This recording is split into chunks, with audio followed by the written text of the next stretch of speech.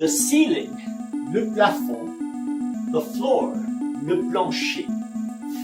What is this? Qu'est-ce que c'est? It is the picture. C'est le tableau, the door, la porte, the wall, le mur. How is the table? Wie ist der Tisch?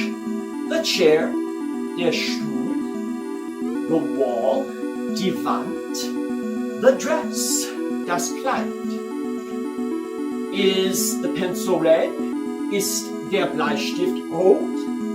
Yes, it is red. Ja, ist rot. And what I proposed was, again, 15 minutes a day, each and every single day, which works out to about 90 hours. And some people wanted to talk about hours of learning a language, and that is a good gauge of how far you can expect to get. 90 hours is, and I've been a college professor most of my life, a college semester is 45 hours of instruction. So 90 hours is 2 semesters of instruction. But I think that by teaching yourself a language, you can do it more effectively than in those 2 semesters of instruction. If you think about it, the 90 hours that you give yourself by doing it each and every single day is the embodiment of slow and steady wins the race. Whereas if you study 2 semesters in college, you are studying probably 2 or 3 days a week, and then you have breaks, and then you have a long break in the middle, and it's condensed in a couple of months. So it's a different distribution of time. That said, the number of hours that you put into a language, of course, if you are going to speak a language, know a language to a high level, you have to put in many hours of quality work. But hours themselves, you can waste hours. They're not necessarily giving you lots of results. So I don't think it's hard to imagine how, to a certain degree, you can condense the number of hours that you need to learn and be more effective.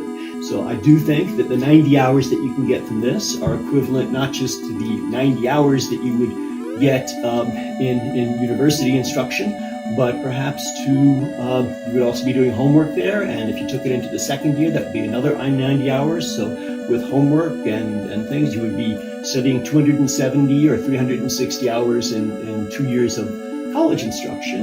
And I think that this could possibly be the equivalent of that. And I hit on 15 minutes, I think, because my main method, if it was available, has always been senior books, which have about 100 different lessons in them. They do get progressively longer, but they're always relatively short.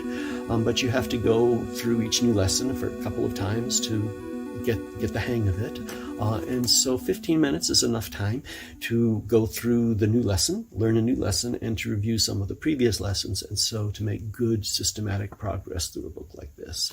So that would have been my advice to you before reading Atomic Habits, which is a huge bestseller. Doesn't need me to promote it, but doesn't mean that everybody's heard of it. It's a book about breaking habits, making habits, what it takes to really get new habits to work. Basically, what Clear says is that perhaps something like that, okay, just go do 15 minutes. That sounds like Nike's advice. Just try it. Maybe that's too much at first. If you haven't, I can say that because I've done it many times before. But if you haven't, to find that time, to devote that time, and to sit down and actually do it might be asking too much all at once.